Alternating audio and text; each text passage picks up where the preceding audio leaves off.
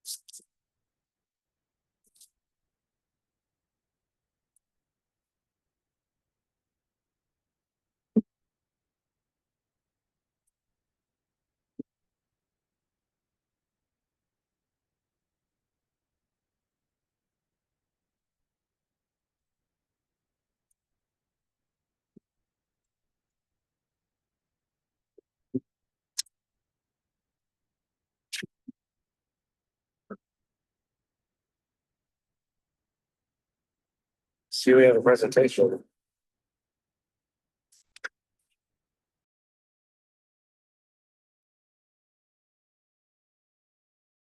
Can those that are online see the PowerPoint?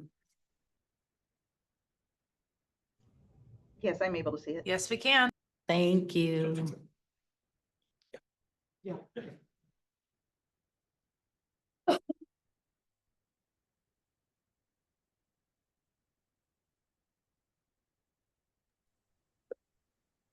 Unfortunately, I cannot hear any audio coming from the meeting, though. You can't hear us? I cannot. Hmm.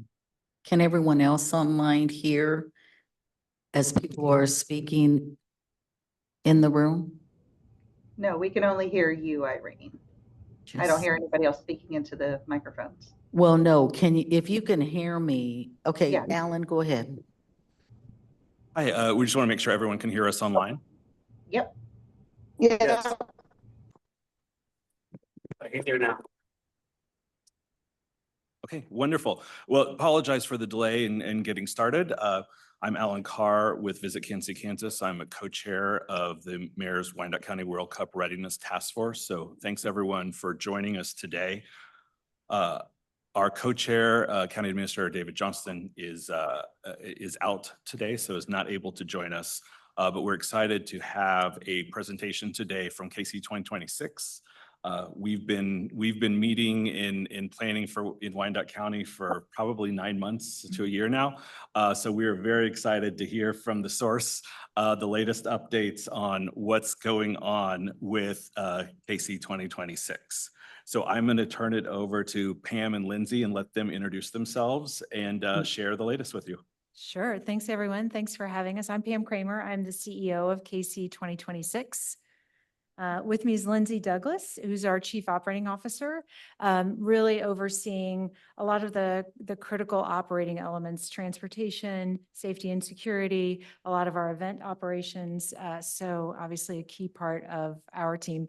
KC 2026, for those of you who don't know, is a nonprofit. We're separate from any jurisdiction, created post bid being awarded. So the host city agreement was novated from the city of Kansas City, Missouri to our organization. So we now have responsibility for delivering all of the obligations under the host city requirements. So paying for safety and security for all of the official events, transportation as outlined in the FIFA contract, and all of the other requirements. So what we're going to do today is give you maybe a big picture, zoom in a little on what it's going to look like here in the region, and then zoom in a little more on ways we might work together, but happy to take questions at the end as well. So I read through the one on Darrell Thomas. And just if you're online, if you could please make sure you mute yourselves. So if you've heard me or Lindsay or anyone on our team speak before, you know we start every presentation this way, 454 days to go. We are operating with a sense of urgency and purpose because every day matters. So yesterday marked 1 year and 3 months, and time is evaporating before us. We've made some great progress, but we still have a lot of work to do. So the World Cup is the biggest sporting event in the world, the biggest sporting competition in the world. It really dwarfs the Olympics, the Super Bowl, many of the other things that we might be more familiar with. More than half of the world's population will watch at least one match. And it's global. It is not limited to any country or continent. It has only been played in the United States once before, and that World Cup in 1994 still holds the record for the most tickets sold. So when you take the world's largest competition and you add in the United States, there's an even bigger exponential factor that happens. And this tournament will be the biggest version of the World Cup. So until now, it's only been 32 teams. This time it will be 48. It's never been in 3 countries. This is the largest number of host cities. So again, biggest sporting competition in the world. When you layer in the United States and then you add in all of these other factors, I hope you get the message that something big is coming. So no need to memorize this eye chart. You may be familiar with it. It is available on FIFA's website. It is the match schedule as we know it. So those columns on the left side with the white bars across the top, that's the group stage. So every team plays in the group stage. It's round robin style. You play everyone else in your group. And then 2 teams from every group in this World Cup will advance out of the group stage. Some groups, third place teams will advance. It depends on rankings. But you get the sense that that group stage, every team is in it.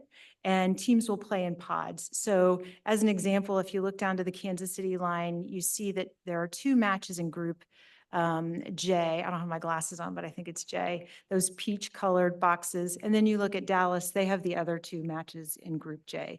So the teams that are competing in group J will play here and in Dallas in the group stage. It's important when we talk about base camps in a little bit. So here's our match schedule in Kansas City. And I was not part of the bid committee, but I've been told by those who were part of the bid committee that 4 matches would have been a success for us. To get 6 and to get that quarterfinal match in particular really speaks to FIFA's confidence in us as a region to deliver on the experience that they're looking for and to deliver the obligations that we have in the contract. So again, zooming in a little more, we don't know a lot about who's playing where yet, but we have some information that helps to inform our planning. So the 3 host countries, Canada, the United States, and Mexico, know where they will play their group stage matches. Those match dates and locations have been announced. As a host country, that's an advantage you have. So if we populate the calendar with some of those dates, you can see things that start to emerge, like June 25th, we have a match here in Kansas City and the US has a match. That will be a big day, right? It'll be a day of high activation, lots of people interested and involved. They will not all be at the World War I Museum Memorial. They'll be looking for things to do. The opening match weekend when Mexico plays, and we really think anytime Mexico or the United States is playing, those will be A+ days, regardless of what's going on here in Kansas City because of the fan interest. And then, sort of forecasting a little bit, we're trying to plan for lots of contingencies. The United States plays in Group D. On July 3rd, we have a match here in Kansas City. There's a possibility that the United States could play here. So remember back to the group stage formula, 2 teams advance, and from some groups, a 3rd place team will advance. A lot of dominoes would have to fall the right way, but if the United States is in 3rd place, if the 3rd place team from their group advances, they could be here in Kansas City. Again, contingency planning for that is just, we'll know more as we go, but trying to take what we do know and apply it to planning. This chart shows you the number of days in each host city from their first match to the last match. So we are the smallest host city. We have the 6th highest number of days, and we start the latest. So when you rewind to the beginning of the tournament, our first match is June 16th. The tournament starts June 11th. We actually have over a month of activation here in Kansas City, and base camp teams could arrive as early as 2 weeks before that. So it's different than a single game, even different than the NFL draft, which was a few days. It is a long time, and people are going to be here between matches looking for things to do. So this is my favorite map. It shows you all of the host cities for the World Cup. And it is very easy to see our competitive advantage. One of the things that we are hearing from potential base camp teams, FIFA has told them that they can stay in their base camp the entirety of the tournament if their base camp is located no more than a 3-hour flight from where they're playing. Well, looking at that map, there are very few places that offer that as a base camp location. And what we're hearing from teams as they are coming through to visit is they love not only the location, but the quality of our facilities. And they want their teams to be able to acclimate to the weather, to the humidity. So we can offer all the humidity they want, that we have that. So again, we're hearing really positive feedback on quality of facilities, location, and climate. So our board, I think really born out of the experience of being this regional bid idea, has challenged us to think beyond just the 6 matches. Those will be important, and we're going to deliver those with our partners at Arrowhead in a safe and seamless way. But we also want to do it in a way that's a very, by the way, when you hear us say Kansas City, we mean region, right? We are focused well beyond the city limits or even the metro. We're thinking about this as a regional idea. How do we take this moment for the region and really claim our spot on the world stage? Great things have been happening here. The people are going to be here. So let's make sure we're putting our best foot forward. We're showcasing our hospitality. We're showcasing our way of life. So they not only want to visit, they want to come back and visit, they want to locate business here or work here. And then leaving a lasting legacy. And our board is still working through potential legacy as in after World Cup ideas. We're thinking about it in our planning as what can we build into our decisions that will create a sustained and long-term impact. If we can, as an example, build capacity for small business, if we can build workforce capacity in hospitality, if we can create a wider adoption of public transportation, those are all things that would live on beyond the World Cup. So as we're planning for this 30 or 40 or 60-day period, thinking about what's left after the World Cup is gone and beyond what we are required to deliver to FIFA. So economic opportunity. It really does start now, and it is about travel and tourism, about business and talent attraction, and then ways to work with us and for us and alongside us.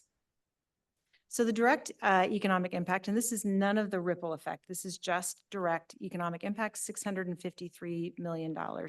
So we're working on getting more information about what industry, it's primarily tourism, hospitality, food and beverage, the transportation, the things you might expect, but really drilling down so businesses understand what's coming. who will be here. So these are the latest numbers from Visit KC, 650,000 visitors. To give you, they won't all be here at once, by the way, that's over the course of the tournament. But to give you perspective, the population of Kansas City, Missouri is 509,000. Johnson County population is 640,000. So it's a lot of people, and we're going to feel it in a way that's different than perhaps an LA or a New York. So just making sure people are ready for that. It will include all of the VIPs, FIFA officials, their sponsors, dignitaries, but it will also include fans with tickets and without. A lot of people will just come to be close to World Cup. They will come to be part of the experience and to celebrate. We had some folks from FIFA in town this week, and they have members of their staff who, before they were on the World Cup staff, sold their cars to travel to follow the World Cup. So people are committed and passionate, and it's, again, when you add the United States in as a destination, it will bring lots of people here. So what we, from FIFA, what we think the profile of the US visitor looks like is 54% of the visitors will be international. Some important data, we're pushing back on FIFA to make sure that we feel confident in the validity of this. But this is what we have from them now. 68% have a credit or debit card, which means 32% are cash-based. So for our small businesses to understand that, and for us to think through, where can they have prepaid options? Do we need to build a payment device into an app? What are all of the currencies they might bring? Where is the currency? Where can they trade currency? Those are all considerations that we're, as we get data, thinking through who needs to know that and making sure that it's valid data. And then that length of stay, I think, is really important, almost 10 days. So yes, they'll be interested in the matches, but they're going to be interested in experiencing all we have to offer. So making sure we're telling that story between now and then so they understand when they get here what there is to do, but also while they're here. And I don't know, Lindsay, if we have a slide on the app, but do you want to talk about the app just for a moment? I think that might be important. Sure. One of the things that FIFA is creating for the tournament is an app that will also have a host city component. So there will be, their ticket will be on the app. There's a wallet feature. There's a number of sort of attraction categories and things like that. But we will have our own host city aspect to that app. One of the things we are working on is really scoping what is possible for our portion. Originally, when we thought about, hey, we should just create a Kansas City app, we thought nobody is going to want to download that unless there's an essential thing on it that they need, right? So that ticket is key. So as we kind of delve into the other aspects of planning that Pam will cover, we're trying to build in different components to the app that'll help with FanFest, help people know how to get transportation to and from other attractions, know where to eat, making sure our restaurants are populated into a way that international visitors can identify and find different cuisine. So we're looking at a number of different options, and this is a group that we will definitely be coming back to talk about how to populate data from this area of the region to make sure that we're covering every aspect. Thanks. And related to that, and we may have a slide, so you might hear this twice, but Mid-America Regional Council is creating a community calendar. And if there are watch parties that are planned, if there are other activations that are planned, we want those on that calendar for a few reasons. One, we want to make sure that we're not maxing out public safety resources in any one part of the region, that if we're planning on mutual aid from one place, that there's not an event that we don't know about in another place that's going to create some challenges for us. And two is, making sure that we have all of the information so we can share it with visitors in the app on our website. The great part of Mid-America Regional Council is the infrastructure already exists. And if it comes through the jurisdictions, our hope is that the event will be permitted, that will give us some confidence in sharing that information with visitors, because we don't want to send visitors to things that aren't up to code or may not be safe or have the appropriate security. So really important. If you are not plugged into that, we'll make sure we get information to you on how to do that. So we are already promoting all of our, the region to the world. If you go on our website right now, we have a link to travelkansas.com. We've presented at the Kansas Tourism Conference, working with Alan, working with Bridget at the Department of Tourism, making sure that we have the assets, meaning the photos, the stories. What do you want us to talk about when we're creating content? And also sending them back to you.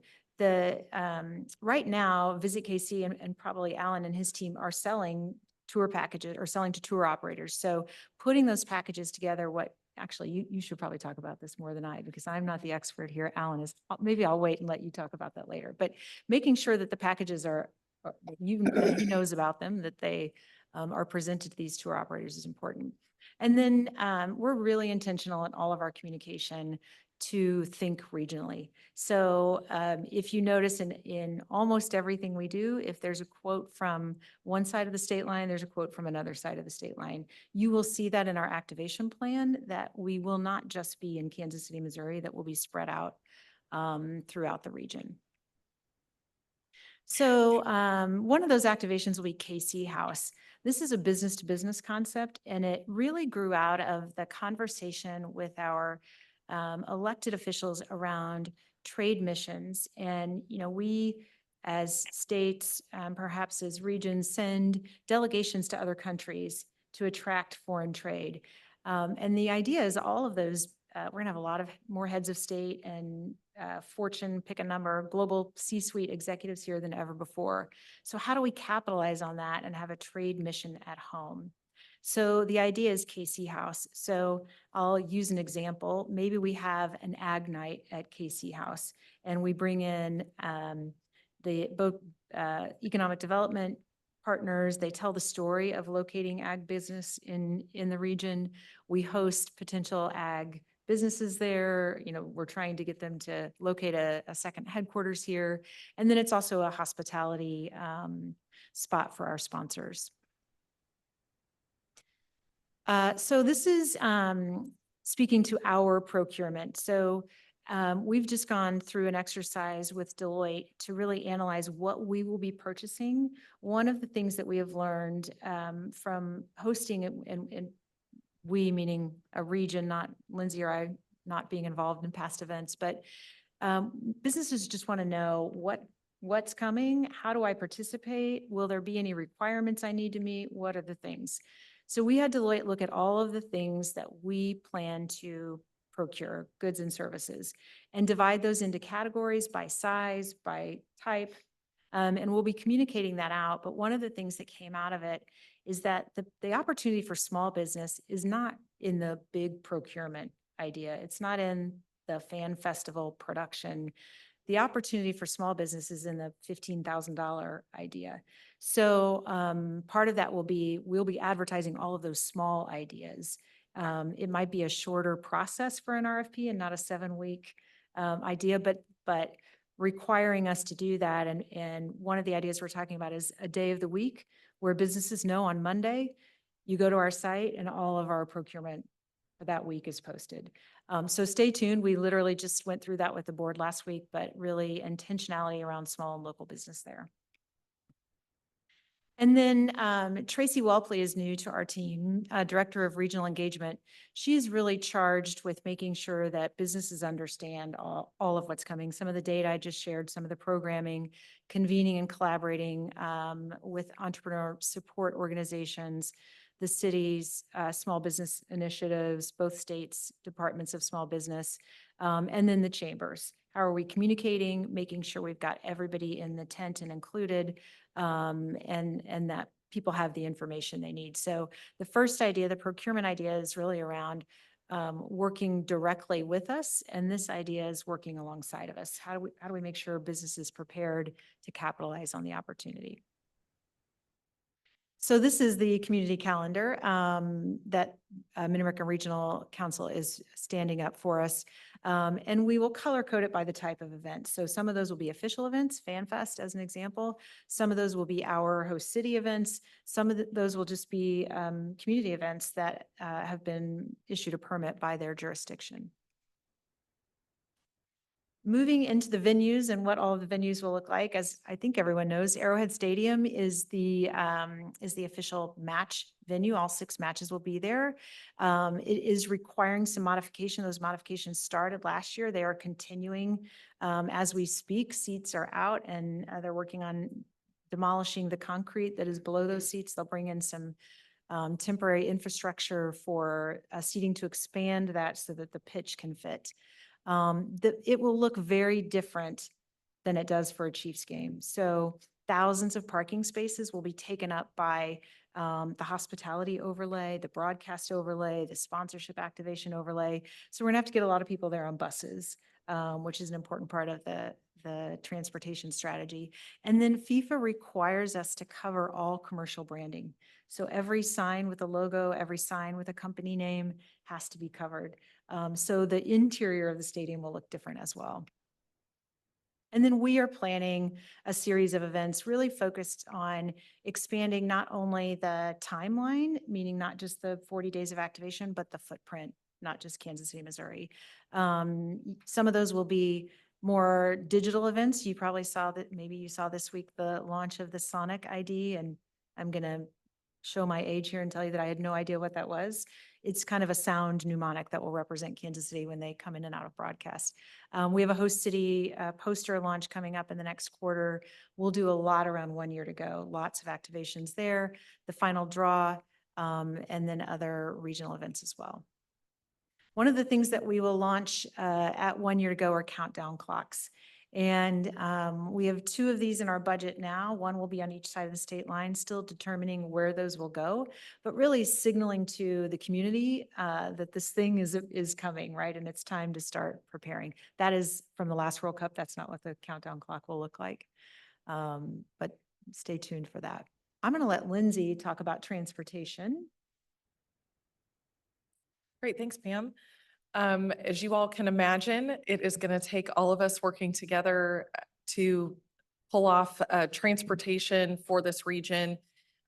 We have been meeting for a long time now with all of the different partners in the region, the state DOTs, cities, counties, KCATA, other providers that are already here, really talking through the challenge of moving all of these folks to the stadium, around Fan Festival, around the region. When we think about this, we want to make sure that our transportation system will be safe and seamless. We want make sure that we can move people in and around the region on non-match days, as well as getting them safely to Arrowhead, as Pam mentioned, with a lot less parking available. So we're focused on that. And then really thinking about regional connectivity and how that could work in. How can we make sure that people can connect into the KCATA system that is already set? And how do we make sure that our system isn't intervening in the service that they're already providing? So we're making sure that all of these things can be coordinated so that people can utilize all of the services. How are we incorporating the streetcar? Those kinds of things as well. Really, the way we're going to do this is with park and ride locations that are going to serve both visitors and residents. And then really, how are we working that circulation to really maximize the economic impact that the event is having on our region?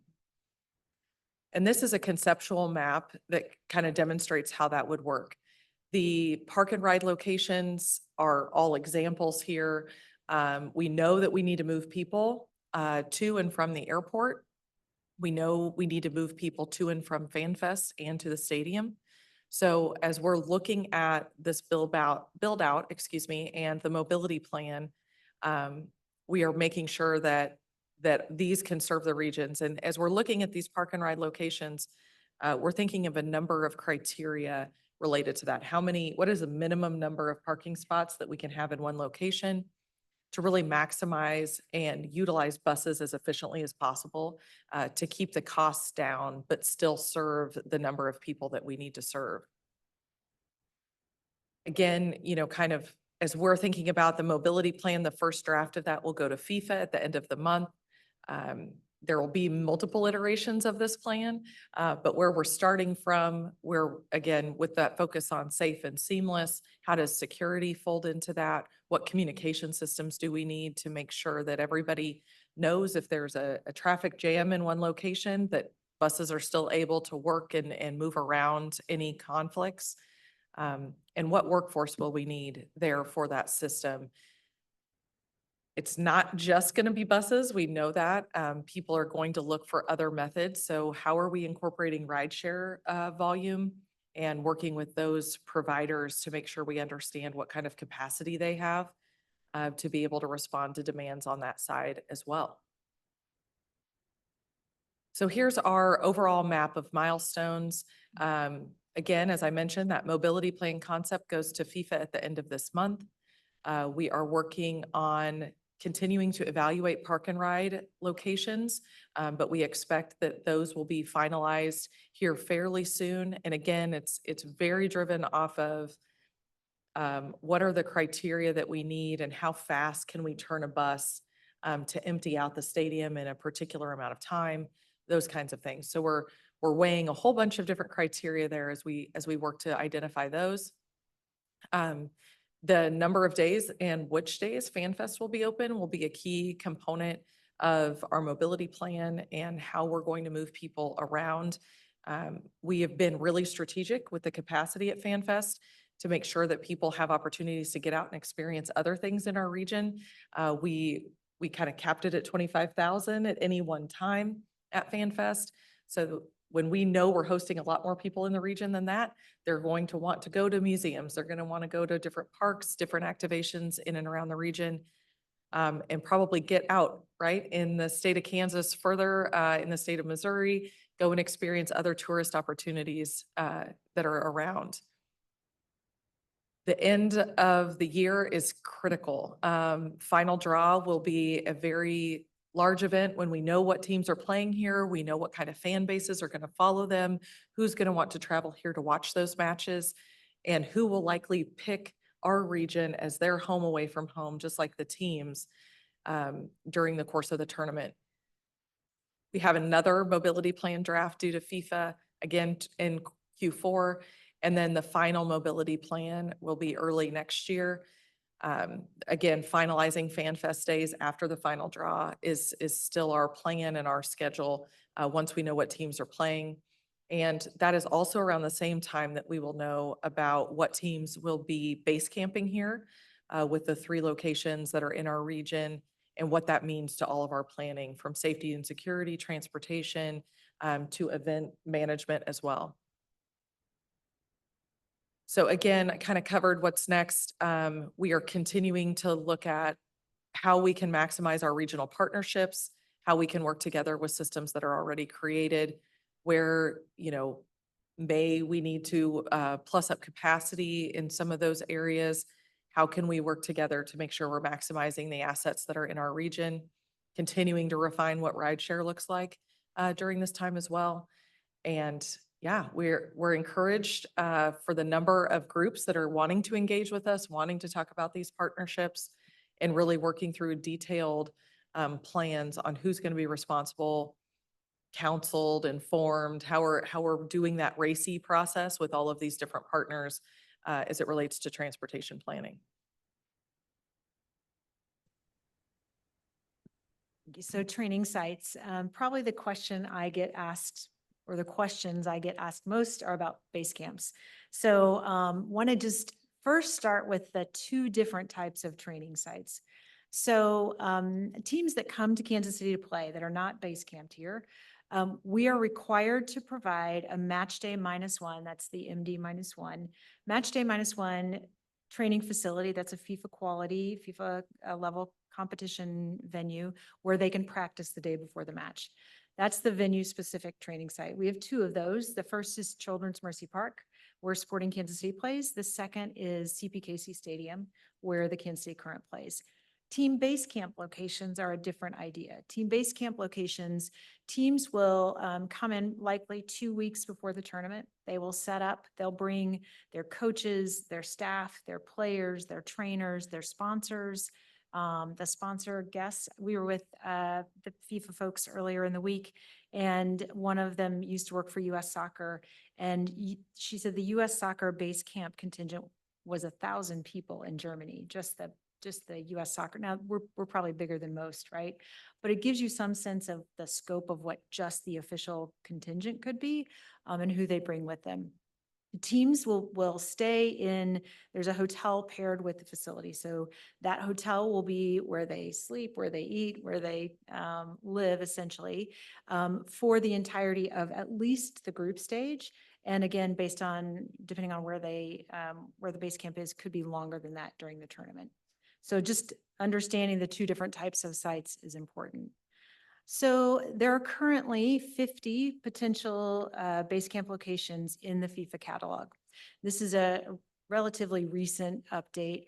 I think this map is really compelling. The green cities are base camp locations that are not in a host city. The white cities are host cities with no base camp location. And the red cities are host cities with base camp locations. So 50 total sites, I might have said 48, 50 total sites, 48 teams. Now teams could decide they want to be in Montana and go find a facility there and do their own base camp thing, go off catalog. But generally speaking, they're starting out with the FIFA catalog and looking what those sites are. Really important for us in the first catalog, which came out almost a year ago, there were only 24 sites and we had 3 of them. So Compass Minerals, which is Sporting's training facility, the Kansas City Currents training facility in Riverside, and Rock Chalk Park in Lawrence. The advantage that gives us is that the teams that know they're going to qualify, that are always in the World Cup, that have big fan followings, they started looking a year ago. If you don't yet know if you're going to qualify, you may not have the resource or the desire to go look at base camp locations. But for almost 6 months, we were 3 of 24. So capturing that attention early is really important. And I would say the quality of our facilities and the cooperation of those facility owners, they have to agree to a rental fee from FIFA that is not market rate. I mean, that's a sacrifice they have all been readily willing to make for us, which allowed us to get them in the brochure from the beginning. So the base camp timeline, as Lindsay said, that final draw in December, and we don't yet have the date, but we think it'll be in the first 2 weeks of December. The best American analogy I can give you for that is Selection Sunday. So that's when we'll find out, if you think back to that, the eye chart schedule, that's when we'll find out which teams are playing where. So they know where they're group staged. They will have 30 days, but our expectation is almost immediately after the draw, they will submit to FIFA their first, second, and third choices for base camp. If there are conflicts, FIFA will negotiate those. FIFA will make the decision on those. I don't know what their system is, but I assume it has to do with world rankings or some other factors, and they will break the tie and decide who's going where. We will know within probably 30 to 45 days how many base camps we have. We're not guaranteed to have 3, and which teams are playing here. So that will inform our thinking, not only the final draw, who's playing here and what fans will be coming to watch the matches at Arrowhead, but who's group staged here, and who's base camped here, and who's coming with them. I'm going to turn it back to Lindsay actually and let her talk about this one too. Great, thanks. On safety and security, there are 18 different areas. I don't know where 15 came from. 18 different areas of focus from FIFA. So we have, it's sort of similar to your task force, created 5 different working groups that these areas roll up under. We have a lot of crossover expertise in our region, so we sort of customize this based on how our law enforcement and emergency management is arranged. So these 18 areas will all have individual plans that are really being led by those 5 working groups. Your community is involved in that. People have been invited. If it's not you specifically, just know we've got members of your team that are included here. We had a really great week with the lead of FIFA Safety and Security, GB Jones was in town. He was very pleased with the level of engagement and the number of folks that we already have engaged in these different topic areas. It's been really helpful to see our region really come together and both contribute to the planning, but also have conversations around resources and where we are there. This is our current steering committee for the safety and security effort. We've got great folks from both sides of the state line. I've also had several conversations with Representative Curtis about this. She may be on the phone. Hopefully she appreciates me bringing this up. One of the concerns that she expressed was, when it comes to mutual aid, you have all these folks coming, you have these really big events happening. We have our own concerns within our community. And if you are requesting mutual aid of our teams, how are you going to ensure that our community is still covered? And we're not taxing our limited resources already. One of the things that we've talked about as far as mutual aid strategy is really looking outside of the immediate region, because we know we're going to have a lot more visitors here. You all are having your own events. How can we tap into resources that are really not involved in a lot of the direct activations to make sure that we get good coverage? So we're working through that strategy now. And as it relates to resources available for this, that has been another one of her questions. We are budgeting for mutual aid support. So if we're bringing in mutual aid, we're really trying to make sure that any costs could be covered within our budget. Obviously, we're still working through a lot of that and refining what materials we need, what equipment we need. So we're refining our budgets all the time, but those communications are happening in those working groups, and folks are engaged in being able to say, hey, I don't know if we're going to have resources to be able to support, or hey, we have this thing that we want to bring to the table. We are also continuing conversations with the federal government on what resources they can provide, and also have a funding request into them as well.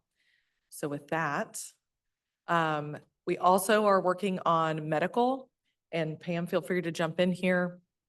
On the medical side, we're working with emergency services in sort of this medical committee, making sure that we're planning for ingress, egress, what medical leads we have at the stadiums, as well as what resources are close to the stadium and close to the other activation sites, and how we can get patients to those medical services and what we can provide on site. The RHSSC committee at the Mid-America Regional Council has been a huge asset in this planning. They are involved in all of these aspects, including kind of the core safety side as well, and making sure we've got really good expertise in our region. Unfortunately, related to sort of that disaster planning, being able to respond to those types of events. So as Pam mentioned earlier, all the contingencies in this area as well. And then in addition to just the venues, we're also looking at what things could come up related to visitors being in our region that are different, that are used to different types of healthcare systems. How do we plan for infectious diseases that could be coming from other areas of the world? How do we incorporate them into our medical system with insurance payment requirements, translation services? So we're getting that stood up as well, and really looking to regional healthcare leadership regarding this. On this, the medical working group timeline, you can see there, we're really building this out, looking at some of the foundational documents from FIFA, then really working to establish task forces that are covering those topic areas, really utilizing a lot of our regional expertise, but also bringing in other folks and other experts with some FIFA-led effort as well. Really kind of pulling everything together so that we're ready operationally when it comes to the second and third quarter of next year also.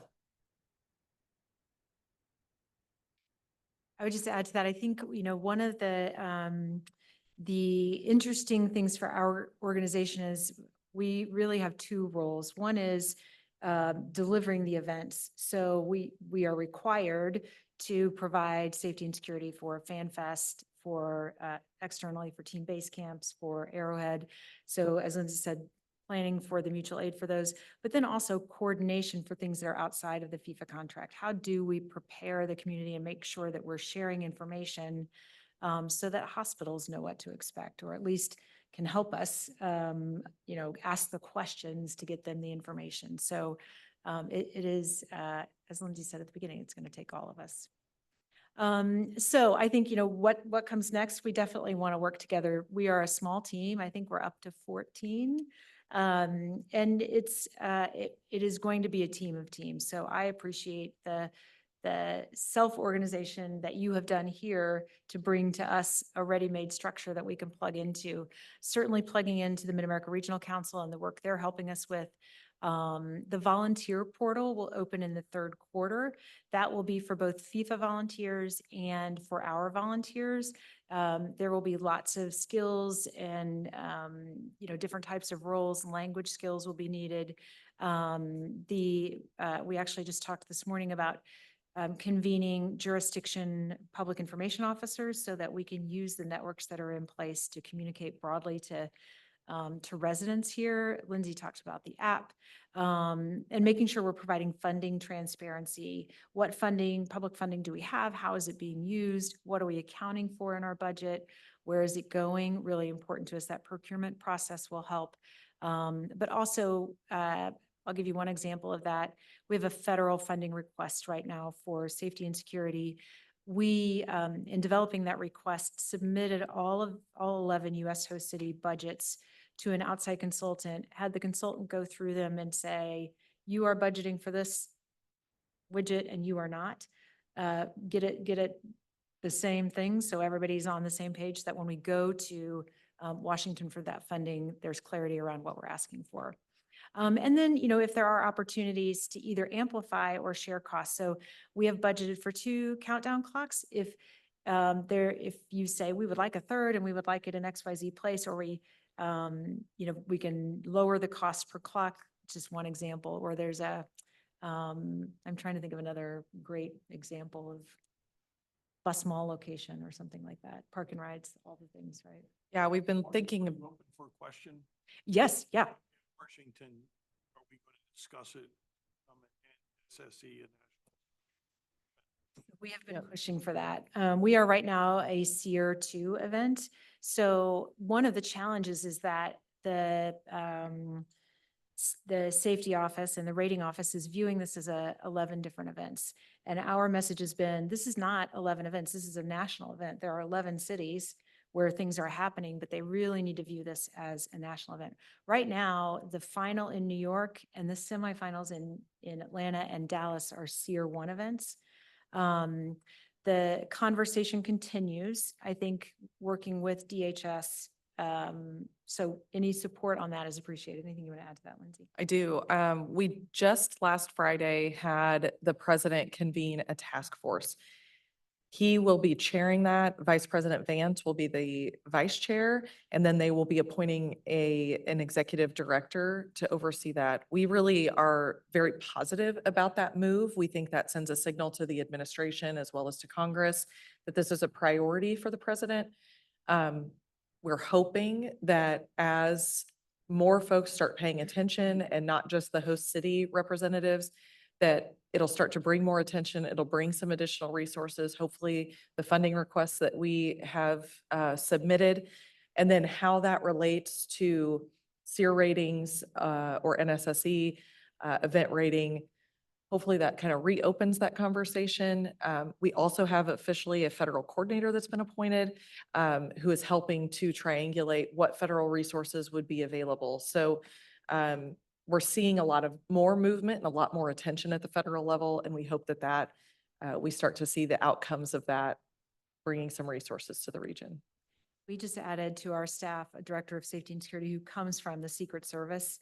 So has been very helpful in understanding, even if a SEER 2 event is only prescribed to provide X, Y, and Z, the advice is let's ask for A to Z and have them say no to what they're going to say no to and then go back a different route. Our congressional delegation, regardless of party line or state line, is also really supportive. And so I think they've said to us, outside of the funding request, what needs do you have? What specific needs do you have? And let us help find a way to maybe beyond appropriation to help with some of those needs. So I think it's been very collaborative, but certainly open to other collaboration. Crossed and SSE would come with a significant amount of Yep. funding. Yep. And so every bit of that's negotiated, but has a general lean in favor of safety. Good luck. By the way, our funding request is solely public safety. It's the total request with the other host cities is 625 million. So we're part of that, but that is completely public safety. Well, thank you so much for your presentation. I know you have limited time remaining, I think, before you need to jet out here. So I think we may have a chance, and I think I'll start with the leads of our work groups. If there's a question that folks have, I'm heading up our marketing and promotion group. And I think the first question, this is kind of related of, can you give us a better sense of, I know you talked about the base camps 2 weeks before the first match, of when we would start to see visitors here and what kind of pattern you're expecting of, is it really centered around the match days? Are they staying the whole time? What can we expect from some of that? It's hard to apply past World Cup behavior to this World Cup because of the geography and because of the countries involved. What we can share, we can get to you data we have from FIFA on FanFest attendance as an example, and you can see the peaks and the valleys. What they've told us as a general rule is the group stage. Coming into this with no information, I sort of thought the visitor curve might look like a ramp up. What FIFA is telling us is it will be more like very high during the group stage because everybody's in it. And then maybe a dip at the round of 32, and then that semifinal back up to where or beyond where the group stage was. So those kinds of things. I think for us thinking about how do we keep people here and maybe send them to day trips or whatever the things might be, I think that's a really critical opportunity if there's a period where they're going to be looking for other things. And I think related, we've heard a lot of people wanting to plan events, right? Planning for these visitors when they're not at the match or watching a match. Is that same kind of guidance around if someone was looking to plan for events to take advantage of the visitors looking for something? Is there any general direction on that? Yeah, so what we're working on two things. One is providing a calendar for FanFest that gives you A+ days, meaning the attention will be on soccer on those A+ days, at least we think it will. Some of that we'll have an idea now and we'll have another idea in December. And then these are B days and C days, and these are the days that FanFest is closed, right? So those would be days that would be great for other activations. That's the first piece. And the second piece is we are waiting, we hope this month, for public viewing guidelines from FIFA. So these are the rules and regulations of how to have a watch party in your neighborhood, at your event. We've been really pushing with the other host cities. Those will come through the broadcast partners, so Fox and Telemundo, and that will be a critical piece of information as well. I have a question. Greg's just here to my left. Greg Kendall with our EDC is heading up our business workforce. Do you have a quick question? I think we've had a couple of meetings, one just this morning, a couple of the folks that were at the table this morning and online are here as well. So we've had about 30 different businesses involved now consistently among the two meetings. A lot of those conversations have been around access to capital. So this logistical challenge of making sure that restaurants and others that have to bring in more food and product and all of these things, but also making sure that they have access to capital. Now, we've all got probably some sources for that, but I don't know if there's any thought about how we do a regional approach to, is it Network Kansas, is it a variety of state agencies, but we're going to need to help these businesses ramp up capacity that they may not normally have financial capacity to do. Any thoughts? Yeah, so we need to connect you to Tracy, I think she's been on board 6 weeks. but that's exactly what she's focused on, and actually convening next week. So we want to make sure that you are part of that, with the Kauffman Foundation, a stakeholder session with the experts. What are the questions? Who needs to be in the room? What information do they need? We hope to also bring a sponsor along with us to help provide some of that as well. But there is thought to it, early stages. So let's make sure you are plugged into our team and have the 30 businesses or so as part of it as well. That's great. The second question that I noticed you had a volunteer portal.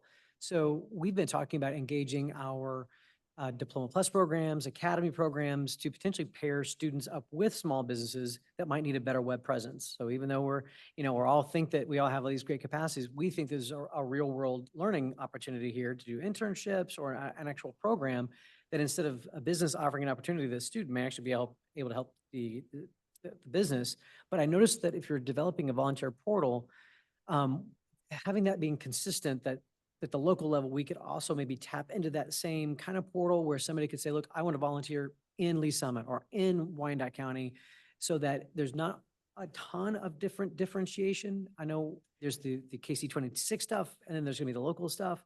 But if we don't have to create so many different portals, that would be great. Agree. So one of the things that we had the same thought, FIFA will provide the portal, and our questions are around after World Cup, who owns all the information with all those like that is a great tool for the community to have 5,000 volunteers that we could keep engaged, right?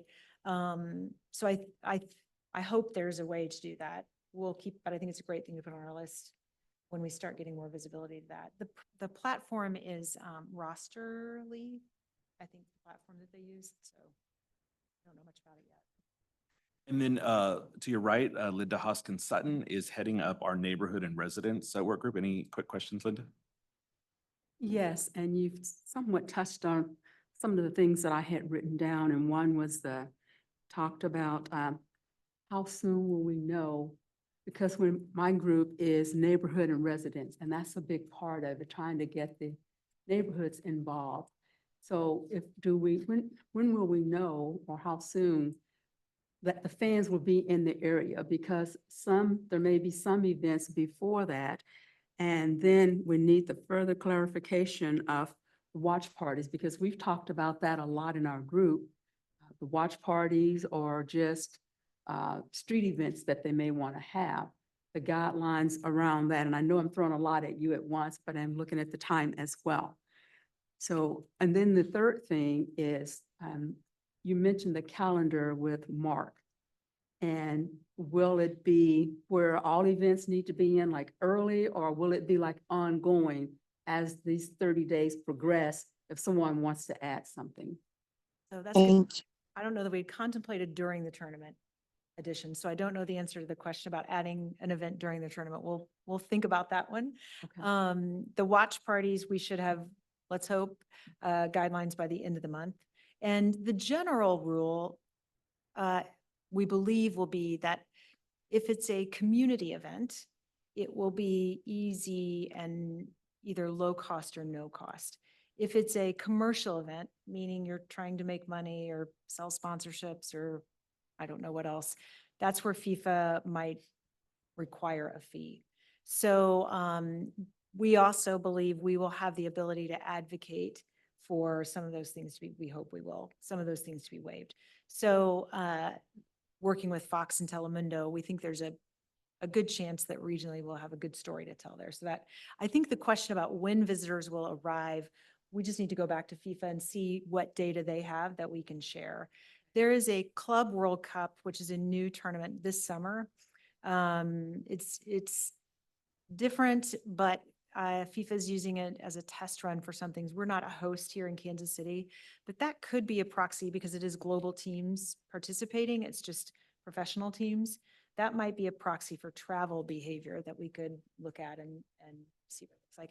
And we hope that the Department of State I had a question. application data, how many I people had a question. from where, like what does that look like? And also there's a member of our committee, well, actually two, do you all have, do we have time in case they have a question? We have one here. Francisco has attended another World Cup and worked at, was that in New York? So you may have some additional questions that. We love it when someone in the room has attended a World Cup because Yeah, thank you. Today I represent the Kansas City, Kansas Public Schools, and I am in the subgroup that talks about neighbors and residents. One of the things, I think you may have just mentioned this Club World Cup, that something we were thinking about is pre-matches, friendly matches before the World Cups come. One of our concerns or things that we get excited, let me put it in a positive spin, is for our communities who may not be able to get anywhere near a match to have exposure to the World Cup or soccer in general by participating in smaller matches, friendly matches, meet and greets with teams, that sort of thing. So just wondering if the community engagement component of your organization would be informing us of those things and opportunities like that. yeah, we hope it's a collaboration. So one of the, we have a new director of Fan Fest and events, and one of the things we're contemplating is not just here, but regionally, how do we do that? And again, I will date myself, but I grew up in a smaller town, and when the Royals caravan came to town, we went down to the grocery store parking lot and we got our autograph and our, that was our way of engaging.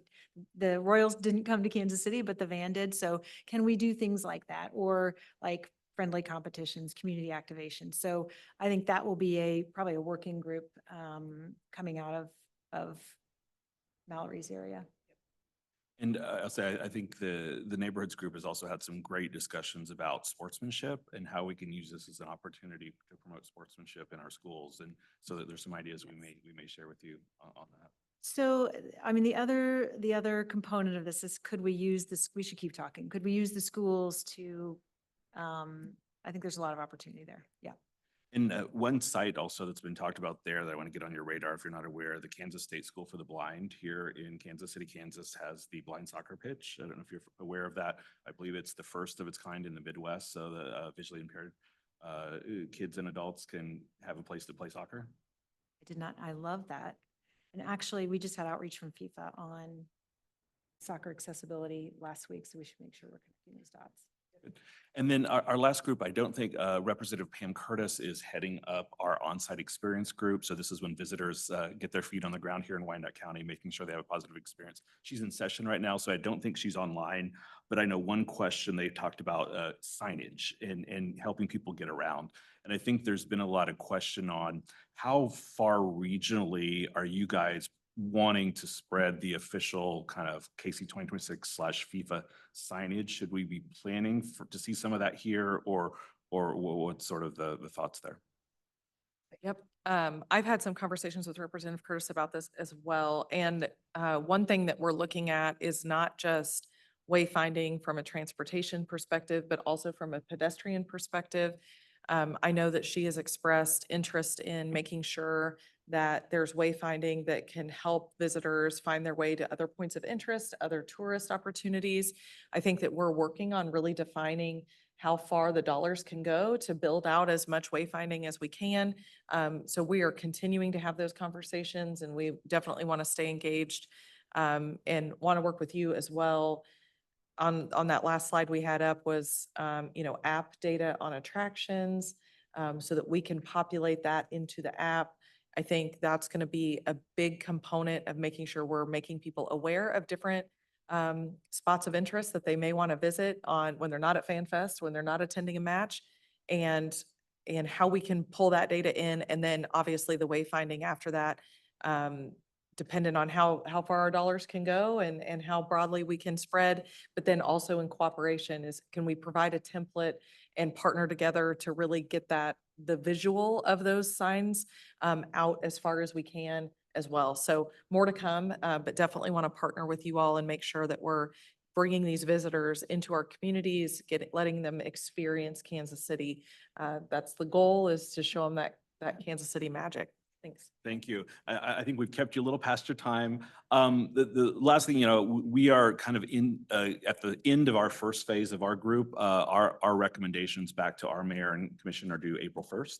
And so we're going to give them our recommendations on the big picture priorities to get Wyandotte ready. And then, of course, there'll be a lot of work from there to get those things executed. I want to thank you for your time. We'd love to have you back to even do a tour of some of our sites and locations. I think one of the things we believe that we are able to offer here in Wyandotte County is these real, authentic, diverse cultural experiences. We are the most diverse county in our metro area, and there's a lot of international flavor that can be had here that is in our streets every day, from the taco trail to the Croatian watch parties. If you're not familiar with St. John's and what they do there, they have good crowds at 3 a.m. for Croatian national team matches. So they are expecting huge crowds during the World Cup. You will all be very pleased to know you have ambassadors everywhere. I ran into Nate Bucati on Tuesday, and Nate said, "I have a great idea. Have you been to St. John's?" I said, "I have been to St. John's." And he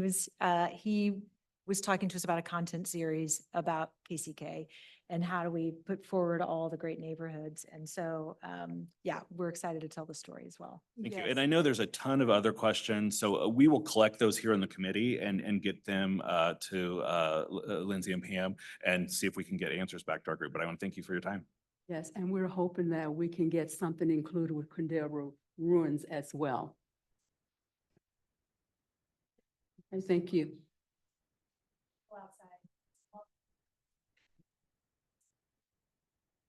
So unless there's any pressing business from any members of our task force or committee chairs, is there anything we need to go over? So our next meeting is March 25th. That will also be a big meeting for us. We are planning to overview the draft of our recommendations for the mayor and the commission. So look out for some details on that within the next week or two. We'll be sharing that in advance, so you'll have time to review that. Otherwise, we will consider this meeting adjourned. Thank you.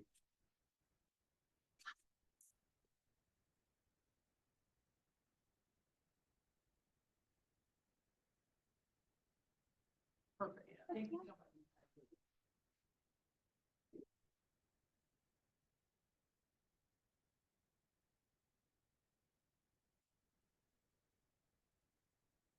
I turned around.